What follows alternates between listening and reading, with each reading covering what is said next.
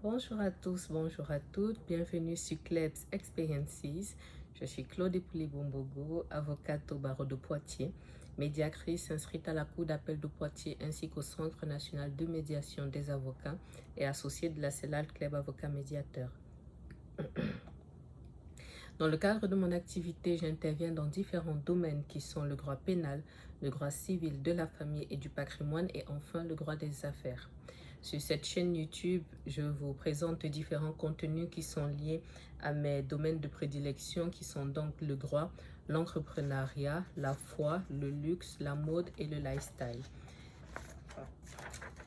Alors aujourd'hui, vous l'avez lu en titre, du coup, le temps est un petit peu grave parce que on va aborder un sujet qui est un petit peu compliqué, c'est une actualité un petit peu sensible. Cinquième vidéo Chichen Club, donc sur le thème du coup de l'homicide qui a eu lieu il y a quelques jours, le week-end dernier, hein, parce que je filme là, nous sommes lundi, le 23 juin. Les faits se sont déroulés, je crois, entre vendredi et samedi. Voilà, donc à la prison centrale de Poitiers-Vivonne, il y a eu un homicide du coup et je ne pouvais ne pas en parler parce que je vous parle très très souvent ici de la prison centrale de Poitiers-Vivonne. Donc avant ça, du coup, je vais vous réexpliquer un petit peu le concept de ce type de vidéo. Donc, la vidéo Chichen Club s'inspire d'un mode de prédication de l'apôtre Mohamed Sanogo qui inclut du coup la prédication et la prière. Donc, Chichen Club, en fait, c'est une notion de droit que j'aborde en lien avec l'actualité nationale ou internationale et à la fin je donne en fait mon avis d'avocat. Donc c'est un petit peu ça le concept et j'ai prévu en fait une publication tous les mercredis. Je sais jamais si c'est à 19h ou à 20h, mais en tout cas mon souhait c'est de faire une publication tous les mercredis soirs. Voilà, donc aujourd'hui, comme je le disais tout à l'heure, on va parler du coup des faits qui se sont déroulés à Poitiers-Vivonne et je vais en fait structurer, on va dire, mon propos en 4 temps. Donc d'abord, je vais vous parler des faits tels qu'ils sont présentés, tels qu'ils se seraient produits. Je mets bien le conditionnel, tels qu'ils se seraient produits. Je vais vous parler des notions de droit qui y sont liées. Je vais vous parler de la question de la surpopulation carcérale et de l'irresponsabilité pénale. Et enfin, je vais vous donner en fait mon avis d'avocat sur tout ceci. Petit disclaimer du coup pour commencer tout ça. Donc, première des choses, je n'interviens absolument pas dans le dossier. Je ne sais pas en fait de quel détenu il s'agit au pluriel. Je ne sais pas quel est le confrère ou quels sont les confrères qui interviennent dans ce dossier et je n'ai aucune information de quelque nature que ce soit. Donc, ce sont les informations que moi j'ai vues dans la presse et je vais vous mettre là en fait à chaque fois quelques références. Donc, ce sont les informations que j'ai vues dans la presse et que j'analyse en fait avec un regard totalement extérieur. Voilà, parce que les faits sont totalement inédits pour être commentés, on va dire ça comme ça. Donc, naturellement, la suite logique de ce que j'indique là, c'est que je vais vous communiquer mon analyse à moi, mais comme je l'ai dit, je le répète quand même parce que ça fait pas de mal, je n'ai pas plus d'informations que ça en fait sur ce qui se passe peut-être au parquet ou la manière dont un confrère gère le dossier ou quoi que ce soit, je n'y suis pas, je ne suis pas impliquée. Voilà. Donc, les faits sont les suivants tels qu'ils ressortent en fait des articles de presse que j'ai pu retrouver. Donc, il y aurait eu en fait le 19 juin. Donc, je crois que c'était vendredi, hein, le 19.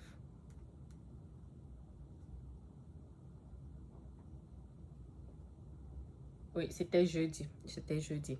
Donc, le 19 juin, en fait, au centre pénitentiaire de Poitiers-Vivonne, un prisonnier, ça c'est un article que je lis, un prisonnier souffrant de troubles psychologiques aurait agressé dans un accès de colère un co-détenu dans une cellule au rez-de-chaussée de la maison d'arrêt.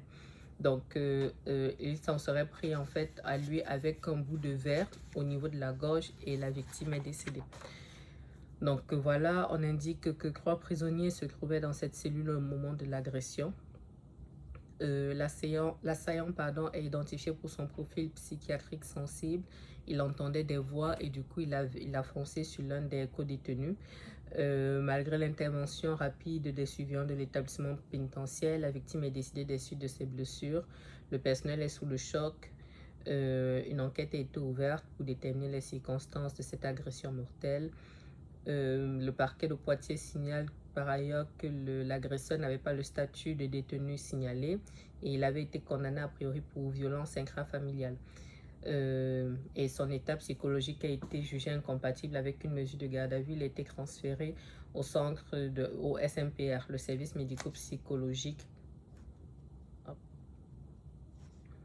Le service médico-psychologique régional, voilà, le SMPR de l'administration pénitentiaire. Voilà en fait les informations. J'ai lu du coup dans un autre article que j'ai là. On dit du coup que l'autopsie de la victime révèle que son décès a été consécutif à une plaie cervicale avec rupture de la carotide. Donc ça, c'est ce que le procureur a confirmé samedi. Le mis en cause, il semble être né en 1992 et comme je disais, incarcéré pour des violences intrafamiliales. Ok, et la victime était née en 94. C'est chaud, hein? Ok.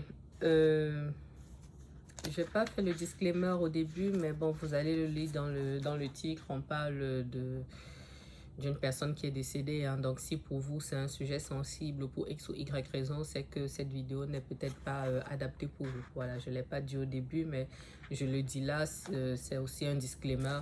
Si pour vous c'est peut-être un sujet sensible ou si c'est un sujet qui ne vous intéresse pas, naturellement ne regardez pas. Voilà. Autre chose, du coup, il y a une polémique en fait qui s'est un instant, autour de ces faits-là, en fait, il y a une polémique qui s'est déclenchée et qui est liée à la question de la surpopulation carcérale. C'est pour ça que dans mon petit plan, je vous en parlais un petit peu, parce que le personnel, on indique que le personnel pénitentiaire s'est dit choqué par ce drame qui intervient alors que ce centre de détention fait partie des sites où la surpopulation carcérale est la plus importante. On a 529 détenus pour 305 places. Hors centre de détention, semi-liberté et quartier femmes, soit une densité carcérale de plus de 170% selon les chiffres de l'administration pénitentiaire. Pardon. Donc le syndicat pénitentiaire de Poitiers-Vivonne a fait un communiqué. Je vais vous l'afficher là, mais je vais aussi le lire parce que je l'ai trouvé très intéressant. J'essaye de survoler en fait les informations. Avant de vous lire en fait ce communiqué, le procureur de la République a du coup ouvert une enquête pour homicide, du coup meurtre, qui a été confirmée en fait à la brigade, qui aurait été confiée à la brigade de recherche de la gendarmerie de Givonne, qui est plus proche, c'est normal.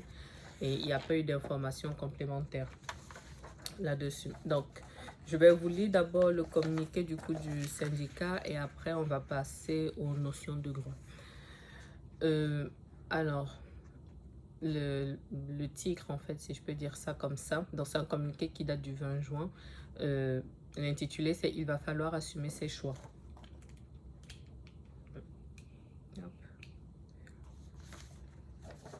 Il va falloir assumer ses choix. Ce que nous craignions est arrivé, nous avons pourtant fait ce que nous pouvions.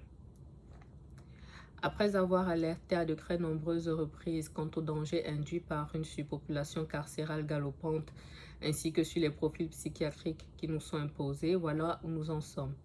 Hier, prévenus par le pic de la MAH, donc la maison d'arrêt homme, nos collègues se rendent en direction d'une cellule où un conflit semblait en cours. En l'ouvrant, ils découvrent un détenu gisant au sol, vidé d'une grande partie de son sang. L'assaillant, un de ses codétenus qui entendait des voix depuis un moment, l'aurait égorgé avec un morceau de verre brisé. La coupe est pleine. Depuis longtemps, nous ne cessons de dénoncer nos conditions d'exercice actuelles et les risques alors potentiellement encourus, tant pour nous que pour nos condamnés, mais nous ne sommes jamais entendus. Sans limite quant au nombre, on nous impose d'entasser des gens les uns sur les autres, dont de plus en plus n'ont rien à faire chez nous, ce qui, sur la quantité, devait inévitablement déboucher un jour sur une situation dans le genre de celle d'hier. Un encellulement individuel aurait pourtant évité un tel drame et paraît la seule solution afin de protéger tout le monde de façon efficace. Quant à l'argent que cela nécessite, nos dirigeants savent toujours en trouver pour des tas d'autres sujets moins essentiels. À qui la faute alors? Nos pouvoirs publics vont-ils enfin ouvrir les yeux et prendre les mesures adéquates? Ceux-ci assumeront-ils les mauvais choix qu'ils font depuis des années et qui mènent à un tel chaos? Où en serions-nous si la victime avait été un surveillant? Devons-nous vraiment attendre que ça arrive? Quoi qu'il en soit, la CGT pénitentiaire félicite les agents qui sont intervenus et ont fait preuve de sang-froid, sans mauvais esprit de notre part. Pour le reste, tout a déjà été dit maintes et maintes fois. Voilà, c'est assez triste, c'est vraiment compliqué, donc je vais essayer d'avancer un petit peu. Donc le point numéro 2, c'est vraiment juste, je vais vous donner en fait les textes de loi et je vais vous lire un article que j'ai trouvé dans mes recherches et qui me semblait intéressant à partager. Donc déjà sur la définition de l'homicide en fait, donc qui est le meurtre, c'est le fait de donner volontairement la mort à autrui. Donc je vais le dire dans l'ordre. C'est l'article 221-1 du Code pénal français, du coup, qui indique que le fait de donner volontairement la mort à autrui constitue un meurtre. Il est puni de 30 ans de réclusion criminelle.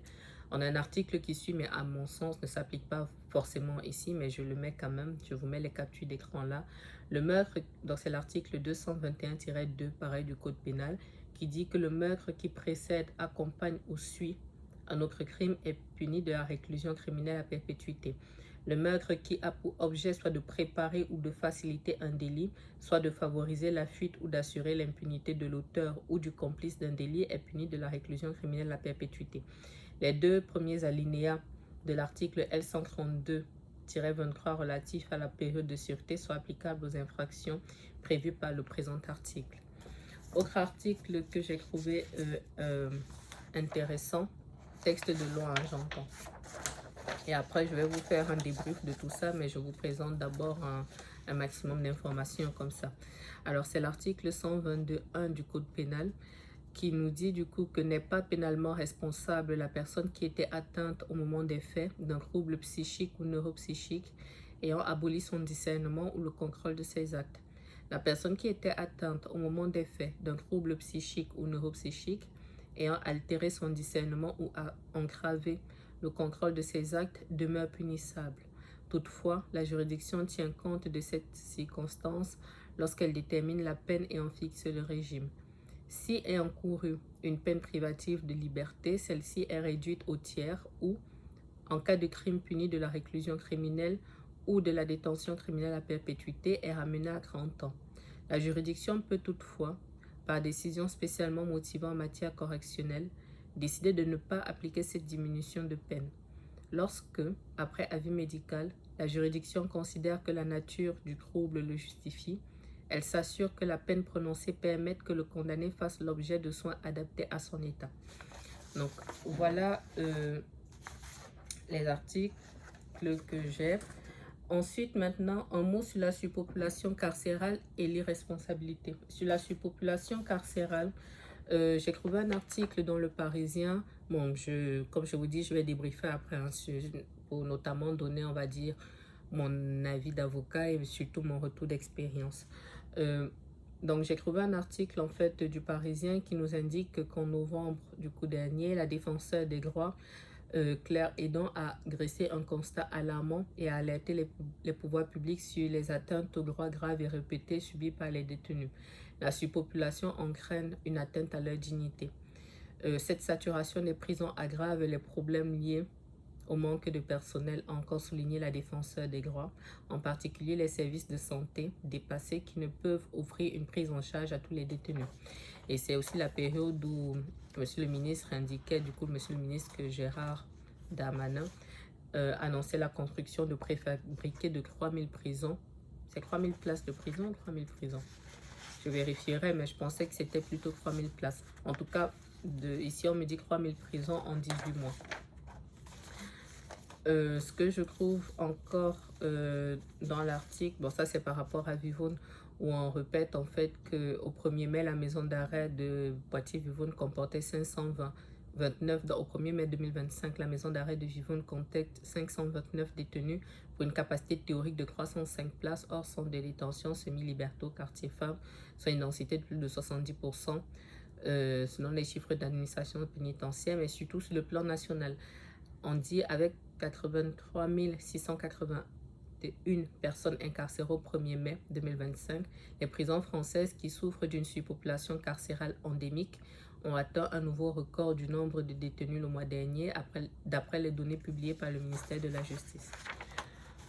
Enfin, avant de passer à mon avis, je vais vous donner lecture en fait d'une partie de 2 articles que j'ai trouvés et qui me semblaient intéressants par rapport en fait au sujet que je suis en train de traiter aujourd'hui. Je vais vous dire ça.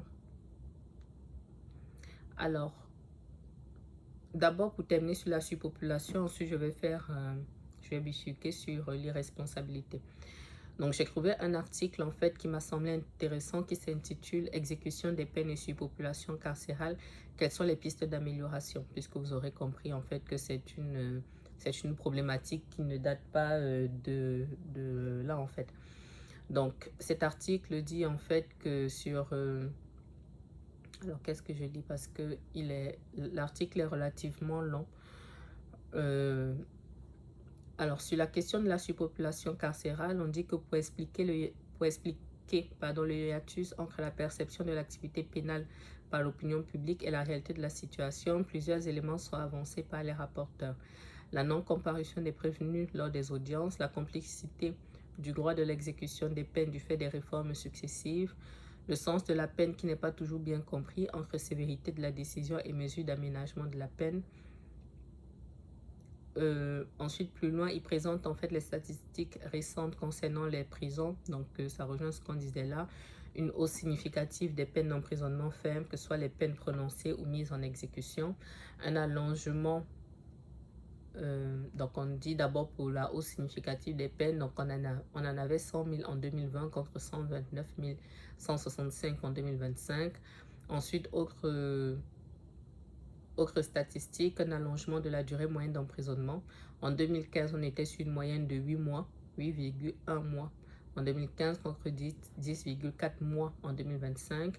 Une augmentation des peines supérieures à 6 mois, une faible évolution du taux de peine aménagée, un nombre important de sorties de détention sans accompagnement, une augmentation générale du nombre de détenus et de personnes écrouées. Donc, ce que cette mission propose en fait dans les axes d'amélioration, donc simplification des procédures, présence à l'audience de la personne poursuivie en prenant en compte les possibilités d'accélération de certains processus, l'évaluation des personnes poursuivies, bilan de la situation sociale et pénale du mis en cause, perspective de réinsertion. Autre suggestion, une réponse judiciaire effective dès le début de la peine en milieu ouvert et pour les peines en milieu fermé, une adaptation aux personnes détenues par la diversification des régimes de détention et la spécificité des établissements. Ok. Et ils disent d'ailleurs, face à l'urgence pénitentiaire, la mission propose également que le législateur détermine une réduction de peine exceptionnelle qui pourrait s'appliquer à toutes les peines d'emprisonnement sauf exception. Donc là, en fait, il s'agit d'une mission du ministère de la Justice. En fait, il y a des groupes de travail en fait, qui ont été créés au niveau du ministère de la Justice. Donc, c'est la mission d'urgence relative à l'exécution de la peine, à l'exécution des peines. Je vais commenter ça juste après. Je vais juste vous lire en dernier point sur l'irresponsabilité pénale. J'ai trouvé un article en fait d'une consoeur sur le site Village de la Justice. Article, je vous mets la première page là qui s'intitule Les causes d'irresponsabilité et d'atténuation de la responsabilité pénale. Donc je vous passe en fait l'article. Toujours est-il que ça renvoie au texte de loi que je vous ai lu là, l'article 122.1. Donc elle fait une analyse en fait, donc elle parle par exemple des causes objectives de l'irresponsabilité.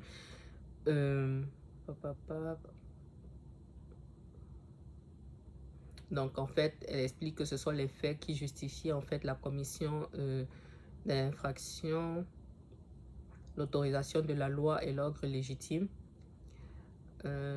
Ensuite, la légitime défense. Et enfin, l'état de nécessité. Donc, ensuite, les causes subjectives de l'irresponsabilité pénale. On a la contrainte, on a l'erreur de droit. Maintenant, les causes d'atténuation de la responsabilité pénale, donc les personnes présentant un trouble psychique, et elle parle après à la toute fin de l'irresponsabilité pénale des mineurs. Pour ceux qui s'intéressent à cette question-là, je vous conseille d'aller lire l'article. Il me semble vraiment très complet. C'est juste que je ne voudrais pas le lire ici dans le détail parce que la vidéo serait trop longue et le sujet est difficile. Du moins, il peut être difficile à entendre, ce que je comprends parfaitement. Alors, plusieurs éléments. On va dire, là, je passe, on va dire, sur mon avis d'avocat. Plusieurs éléments m'ont forcément, pour ce jeune, puisse son âme reposer en paix. Hein. Je pense qu'on peut déjà d'abord commencer par ça. J'avais lu quelque part dans mes recherches que depuis l'ouverture du centre pénitentiaire de Poitiers-Vivonne, c'est la première fois que ça se produit. Établissement inauguré, je crois, en 2009. En tout cas, je vous ai largement et souvent parlé du centre pénitentiaire de Poitiers-Vivonne ici. Donc, j'ai été relativement choquée quand même de lire ça, d'apprendre ce qui s'est passé. J'ai forcément une pensée pour la victime. J'ai une pensée très forte pour le personnel de Poitiers-Vivonne, avec lesquels, comme tous les avocats pénalistes, j'ai l'habitude de travailler au quotidien. Et je pense qu'on peut difficilement imaginer le choc que ça peut être que de se retrouver en fait confronté dans de telles circonstances dans l'exercice de leur métier, dans l'exercice de son métier. Et je pense que c'est d'autant plus compliqué qu'il y a, on va dire, il y a des difficultés en fait de divers ordres depuis un certain temps. Bon, par rapport au centre pénitentiaire de Poitiers-Vivonne, même si je pense que c'est un petit peu partout, moi je parle de Poitiers-Vivonne parce que c'est le centre en fait où je vais très régulièrement. Et je vous avais fait il y a quelque temps une vidéo ici sur les violences sur le personnel pénitentiaire. Et moi je pense que, désolé, le cordon de mon micro embête un petit peu. Et je pense en fait que le fait de vivre en fait un tel choc, voilà, je pense que ça doit aussi être quand même une violence psychologique d'une gravité certaine. Donc, je comprends le choc. Je comprends le choc et je pense que on peut difficilement dire autre chose là-dessus. Ça doit être un traumatisme, en plus une carotide sectionnée. Voilà quoi, c'est-à-dire c'est extrêmement violent émotionnellement.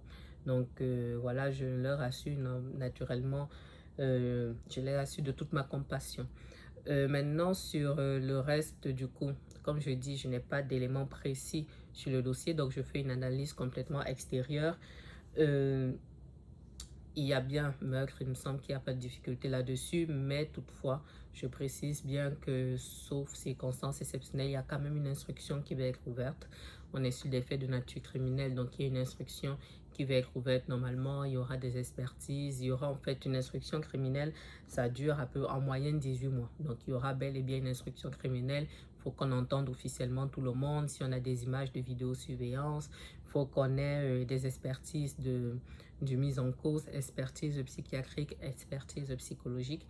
Et à la fin, le juge d'instruction va rendre en fait très probablement une ordonnance de mise en accusation, même si la cour d'assises va probablement aussi prononcer l'irresponsabilité pénale de la personne si les éléments qui sont présentés là en l'état sont confirmés. C'est ainsi puisque on n'a pas plus d'informations et on n'y est pas, mais si on est au stade ou au tout début comme ça, son état de santé est déjà incompatible avec une garde à vue et qu'il était déjà notoirement connu comme quelqu'un d'instable psychologiquement, malheureusement, ça ne présage rien de bon pour la suite. Mais en tout état de cause, l'enquête ne fait que débuter et l'enquête va se poursuivre. Voilà. Donc moi, je commente aujourd'hui sur la base des informations que j'ai là et j'insiste bien sur le fait que je n'ai pas plus.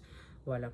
Je ne l'ai pas dit, mais forcément, je pense à la famille de cette personne, de la victime qui va vivre une double peine. Donc déjà la peine de voir en fait son enfant, du moins de savoir que son enfant était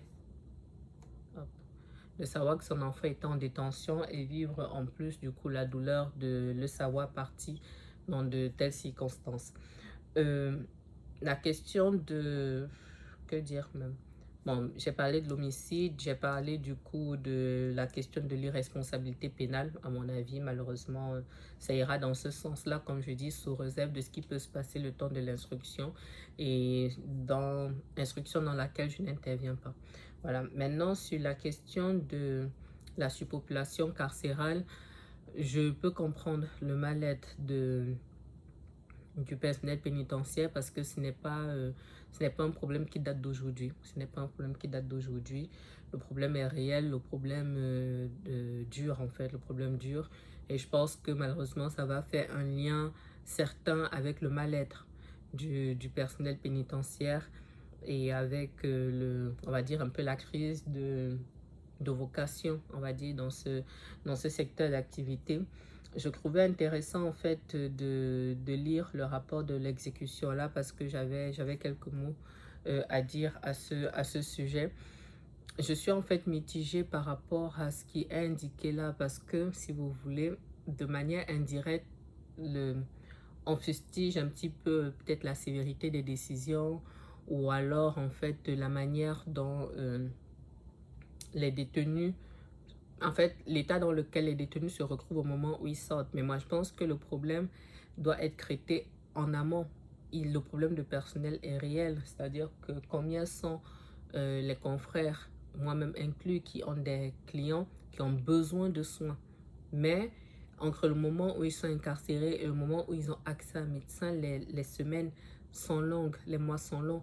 Pareil, entre le moment où la personne a le besoin et la fréquence au cours de laquelle il voit un professionnel, il y a difficulté, étant précisé que tous les centres pénitentiaires n'ont pas nécessairement de SMPR en fait dans leurs locaux. C'est une particularité. Bon, c'est une particularité. Il y en a certains centres pénitentiaires dans le pays en ont. Poitiers-Vivonne en a, mais il y en a d'autres qui n'en ont même pas. Vous voyez? Donc, il manque du personnel de santé. Mais effectivement, il manque des places de prison. Pour moi, en fait, le problème est au niveau des places et pas forcément au niveau de la sévérité des peines et tout le reste. Parce que on ne peut pas moins sanctionner les gens qui méritent d'être sanctionnés. Sinon, les peines n'auront pas de sens. Pareil, lorsqu'on vous dit à la fin de ce rapport, c'était quoi? J'ai lu quelque part, voilà, la réduction de peine exceptionnelle.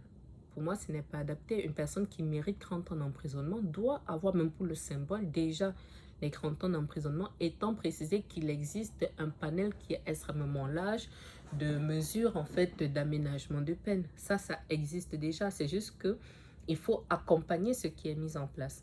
Parce que derrière, en fait, lorsque on met en avant ce type de discours, derrière, on va se retrouver en train de tirer sur les juges. Mais lorsque vous assistez aux audiences de comparution immédiate ici, bon, certes, certains parfois sont très sévères, mais il faut la sanction. Quand vous voyez les questions, par exemple, de violence conjugale et tout le reste, combien sont les dossiers dans lesquels on peut se retrouver finalement soit avec une récidive, soit avec un féminicide sur les bras, et on se dit en fait qu'au moment où la personne a fait le dépôt de plainte, si l'auteur avait été neutralisé, si vous voulez, on n'en serait pas là. Non, il faut ce qu'il faut et surtout, d'après en fait les informations qu'on donne là, les statistiques, on parle du coup du fait qu'il y ait plus d'infractions et tout le reste, mais la réalité c'est que surtout depuis la période Covid, il y a littéralement une explosion de, comment dirais-je, de la délinquance, je vais dire ça comme ça. En gros, il y a une explosion de la délinquance et j'en ai même d'ailleurs parlé, pardon, hasard du calendrier, pardon. Hasard du calendrier, j'en ai parlé en fait dans ma vidéo de la semaine dernière sur la violence en fait des mineurs.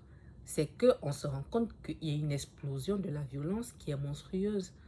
Donc il y a la violence chez les mineurs, il y a eu tout ce qui était lié à la crise des gilets jaunes. Donc naturellement, je ne dénie pas le droit de qui que ce soit de manifester et tout le tralala, mais en fait, il y a un contexte qui s'est créé qui fait en sorte que les violences sont de plus en plus importantes. Pareil, sur la question des violences conjugales, depuis qu'il y a eu le Covid, l'enfermement et tout le reste, il y a en fait, donc ça veut dire que de base, la délinquance augmente, donc il faut que la sanction suive. Donc moi, je ne suis pas de ceux qui seraient d'accord pour qu'il y ait en fait des juges entre guillemets plus laxistes. Non. Pour moi, il faut que les sanctions tombent. Il faut qu'on ait des places, du coup, pour que les personnes puissent exécuter les peines.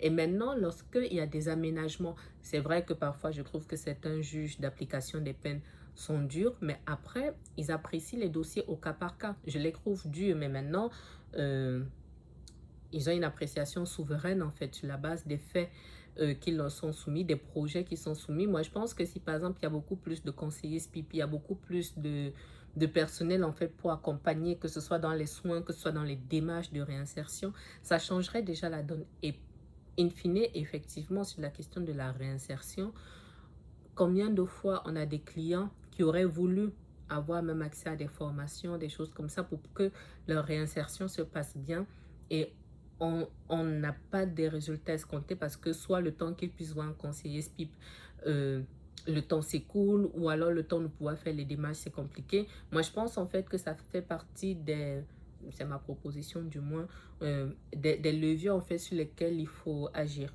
Donc la question des places d'emprisonnement, des places en fait pour les incarcérations et la question du personnel. Maintenant, en tant que citoyenne, je suis totalement d'accord sur le fait que si les pouvoirs publics voulaient donner un peu plus de moyens à la justice, je pense qu'il y a certains postes de dépenses qui seraient déchargés pour enflouer la justice. Voilà, je pense. Quand je dis la justice au sens large, parce que on parle de ça, mais on pourrait aussi faire le point avec les magistrats et les greffiers qui sont littéralement sous l'eau, même si à titre personnel, je trouve que ça va légèrement mieux depuis, l'arrivée du précédent garde des Sceaux, donc Dupond-Moretti, avant du coup que Gérald Darmanin ne prenne la suite. Moi, je trouve qu'il y a une légère amélioration, mais je pense que si on leur donnait du souffle aussi, ils travailleraient dans de meilleures conditions. Donc voilà, maintenant si j'intervenais dans ces dossiers, honnêtement, je suis contente de n'avoir pas été d'astreinte ce week-end parce que je pense qu'il y a certains sujets sur lesquels lorsque ça, moi j'aime le dire, lorsque ça touche des personnes proches, c'est pas ça l'idée, c'est que comme je suis régulièrement en fait à Poitiers-Vivonne, je pense que ça aurait suscité une sensibilité un peu plus importante de mon point de vue si j'avais été impliquée de quelque manière que ce soit dans ce dossier. Encore que je filme cette vidéo, nous sommes lundi, mais bon, je pense que si c'était un de mes clients qui était mis en cause ou victime, je pense que j'aurais déjà l'information. Je ne pense pas. Je ne pense pas, mais en tout état de cause, voilà. Donc, bon courage aux confrères qui vont intervenir là-dedans, dans ce dossier du moins, surtout s'ils sont de Poitiers, parce que comme je dis, il y a certaines sensibilités. Beaucoup de courage aux personnels pénitentiaires qui ont été en première ligne. Donc, félicitations à eux d'avoir géré la situation, mais surtout bon courage à eux pour pouvoir gérer le côté émotionnel de tout ça. On va voir comment ça va évoluer dans les prochains jours, même si, comme je le disais déjà, il n'y a pas de suspense particulier. Mais il n'y a pas de suspense particulier quant à la finalité de la procédure sur le plan purement juridique. Maintenant, à suivre l'évolution sur la partie de la surpopulation carcérale et les solutions qui vont être trouvées du coup par nos autorités. Donc voilà, beaucoup de courage à tous. C'est un épisode un petit peu, on va dire pas très joyeux, mais qui porte sur l'actualité. Donc il me semblait important de vous en parler ici. J'espère que cette vidéo ne vous aura plu, ou du moins vous aura au moins appris des choses, parce que je pense que dans un dossier comme, dans un sujet comme celui-ci, le plus important c'est que ça vous apprenne des choses pour les personnes qui s'intéressent à ces questions-là. J'espère que cette analyse du coup vous aura appris des choses. N'hésitez pas à liker, à partager, à commenter, toujours dans le respect.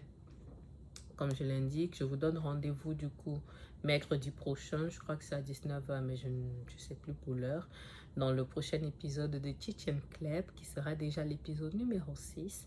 Dans l'attente, je vous dis à bientôt. Vous avez d'autres vidéos naturellement sur cette chaîne YouTube, mais je vous dis à bientôt sur Klebs Experiences. Au revoir.